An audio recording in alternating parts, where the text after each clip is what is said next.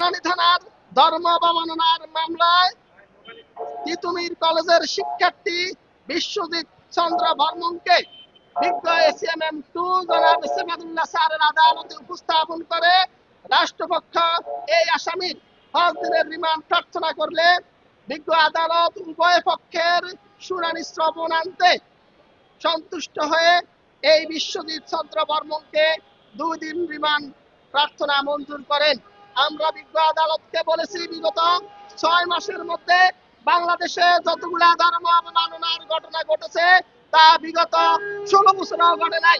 মাননীয় আদালতকে আমরা সন্তুষ্ট করতে সক্ষম হয়েছি যে অত্যন্ত সুদূর প্রসারী পরিকল্পনার অংশ হিসাবে এক্সট্রিম মশার কয়েল প্ল্যান্ট ফাইবার দিয়ে তৈরি, তাই সহজে ভাঙে না, সুগন্ধিযুক্ত ও নিরবিচ্ছিন্নভাবে জ্বলে। ডেঙ্গু, চিকুনগুনিয়া বাহি সহ যে কোনো মশার বিরুদ্ধে দেয় এক্সট্রিম সুরক্ষা।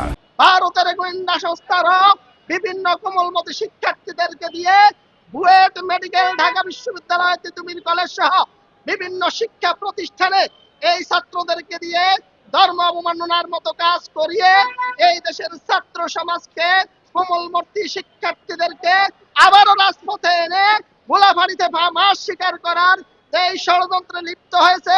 এই জন্য এই আসামিকে রিমান্ডে নিলে পরে জানা যাবে যে এই ঘটনার সাথে কারা সম্পৃক্ত আছে, তারা কারা অর্থ যোগানদাতা, তাকে কে এই ধর্ম অবমাননার কাজে নামিয়েছে। এই বাংলাদেশের হিন্দু মুসলিম ধর্মীয় সম্প্রীতি বিনষ্ট করার কাজে যেহেতু সে সম্পৃক্ত, সেহেতু বিজ্ঞ আদালত মামলার গুরুত্ব বিবেচনা করে আসামিকে 2 দিনের রিমান্ড প্রার্থনা মঞ্জুর করেন।